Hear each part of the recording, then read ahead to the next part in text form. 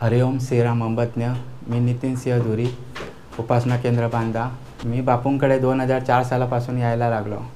बापूंकडे आल्यापासून माझ्या जीवनात असे काही चेंज होत गेले की त्याचा विचार मी पण केला नव्हता कधी की माझ्या जीवनात असे चेंज होणार असं 2004 सालामध्ये मी एका छोट्याशा कंपनीमध्ये कामाला होतो आणि तिथे फक्त मला 2200 रुपये पेमेंटने मी काम करत होतो.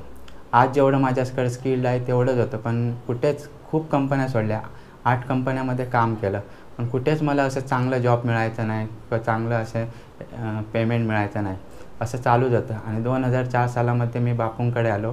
मला जमेल तसं मी त्यावेळी करायचो, कारण उपासनेला वगैरे जायला जमायचं नाही, कारण घरी येईपर्यंत 7-7:30 व्हायचे आणि शनिवारची उपासना असल्यामुळे आम्हाला सुट्टी नसायची. मग कधी सुट्टीच्या दिवशी वगैरे बापूंचे काही प्रोग्राम वगैरे असतील तर ते केंद्रात जाऊन अटेंड करायचं आणि जमेल तेवढं करायचं. असं करत करत आमची बापूंचे प्रवचनं वगैरे ऐकून आमची देवावरची श्रद्धा किंवा बापूंवरची श्रद्धा आमची वाढत गेली आणि माझ्या जीवनात चेंज होत गेला. असंच मी कमी पगार असल्यामुळे आणि एवढी मेहनत करून पाहिजे तेवढा मोबदला मी नेहमी दुसऱ्या कंपनीत हे करत राहायचो. मग असाच एक दिवशी मला माणूस भेटला आणि म्हणाला की दुसरीकडे काम करायचं आहे काय? म्हटलं हो.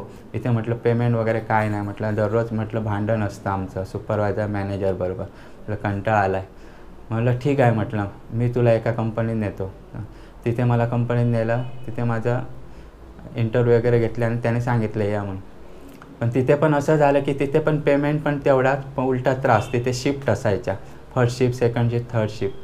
थर्ड शिफ्ट असली की इथून संध्याकाळी 5 वाजता सुटून जावं लागायचं आणि एवढा त्रास व्हायला लागला. मी मनात म्हटलं असं कसं झालं, होतं तिथे बरं असं मला वाटलं. आता म्हटलं काय करायचं. म्हटलं जाऊ दे. बापू म्हणायचे आज एखादी गोष्ट तुम्हाला वाटतं हे आमच्यासाठी बरोबर नाही घडलं, पण तीच गोष्ट किती फायद्याची असते. नंतर ज्यावेळी चांगली गोष्ट घडते त्यावेळी त्याचा आपल्याला अनुभव मिळतो. आणि इथे पण मला तसंच झालं. तिथे मी असंच एक दिवशी थर्ड शिफ्टला होतो आणि झोप लागत नाही रूममध्ये, म्हणून मी आलो आणि माझ्याच मशीन शॉपमध्ये जाऊन खुर्चीवरून बसलो, पेपर वाचत होतो. आणि एक सेकंड शिफ्टला एक होता, तो मला म्हणायला विचारलं तुमचं नाव काय? तर म्हटलं माझं नाव नितीन. तर म्हटलं हां नितीन तुम्हीच काय? म्हटलं हो. कशाला? नाही म्हणजे भेट झाली नव्हती, ऐकून होतो तुमच्याबद्दल खूप बोलत असतात इकडे. म्हटलं काय चांगलं बोलतात की वाईट? नाही म्हणत चांगलं बोलतात, इंजिनियर आहेत ते, तुमचं नाव घेऊन उदाहरणं देतात आम्हाला. म्हटलं असं. म्हटलं चांगली गोष्ट आहे. तर मला लागलं एवढं स्किल्ड आहे तर मग इथे कशाला? म्हटलं आता एक सोडून इथे आलो. म्हटलं इथे अजून त्रास आहे आणखी. म्हटलं दुसरीकडे तू पाठवलंस तर आणखी त्रास नाही ना, असं मी म्हटलं. ते म्हणलं नाही, मी सांगतो त्या कंपनीत जावा, तिथे सध्या वॅकन्सी चालू आहे, तुम्हाला घेतील. म्हणून मी ठीक आहे म्हटलं उद्याच मी जातो. आणि मी थर्ड शिफ्ट केली. कंपनीमध्येच फ्रेश वगैरे झालो आणि त्या कंपनीत गेला आणि विचारलं. ते बोलले हो. मला बोलले ॲप्लिकेशन वगैरे घेऊन यायचं आणि मग इथे तुमची ट्रायल वगैरे घेतली जाईल मशीन. मी म्हटलं ठीक आहे. मी म्हटलं उद्या घेऊन येतो. आणि मी ॲप्लिकेशन वगैरे घेऊन गेलो. माझी जी काही सर्टिफिकेट्स होते इतर कंपनींची आणि ते सगळं मी जॉईन करून त्यांनी बघितल्यावर ते चांगले खुश झाले. म्हणा बरं आहे, चांगलं स्किल आहे असं वाटतं, पण मशीनवर तुम्हाला हे करावं लागेल. आणि मग मला त्यांनी सांगितलं तुम्ही 4 ऑक्टोंबरला इथे जॉईन व्हायला यायचे, इथे तुमची ट्रायल घेतली जाणार आणि इंटरव्ह्यू अजून घेतली जाणार. तर म्हटलं ठीक आहे. तर मी बोललो नक्की ना? म्हटलं हो. मग 4 ऑक्टोंबरला मी गेलो. 4 ऑक्टोंबरला गेलो आणि 2-3 सुपरवायझर आणि इंजिनियर बसले आणि मला विचारलं माझ्या जॉबबद्दल सर्व विचारलं. वेगवेगळी ड्रॉईंग दाखवली, समजतात की नाही, कसं जॉब बनवणं सगळं विचार. आणि मला बोलले ठीक आहे, चांगलं तुम्ही हे केलात, बोललं रिस्पॉन्स चांगला दिला. मी म्हटलं ठीक आहे.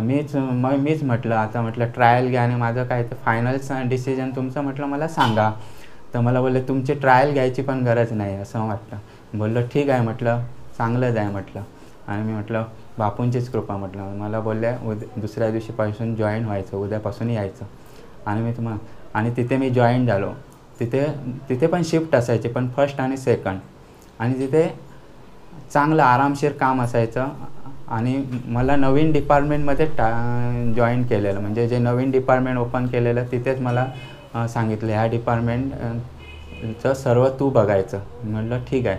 आणि तिथे मशीन वगैरे फाउंडेशन करेपर्यंत पूर्ण मशीन शॉप तिथे चालू करायचं सगळं माझ्याकडे हे केलं.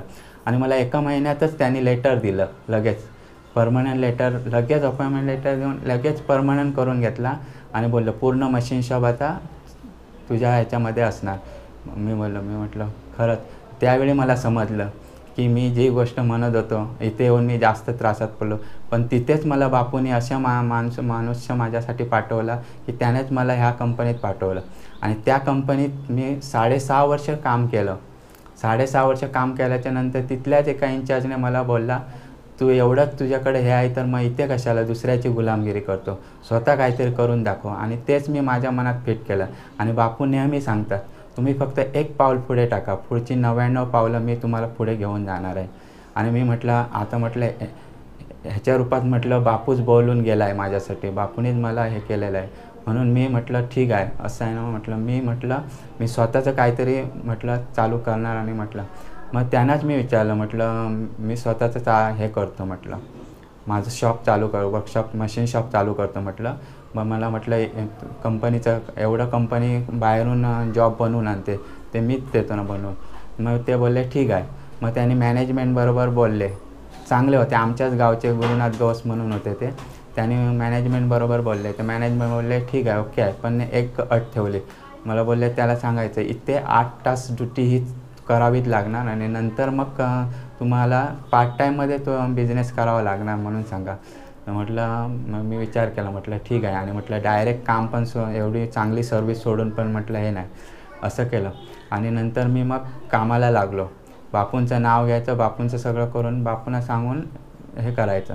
पाऊल पुढे टाकलं, बँकेकडे लोन केलं, पेमेंट स्लिपवर लोन मिळालं, डायरेक्ट पेमेंट कट होऊन जायचं, टेन्शन काही नाही.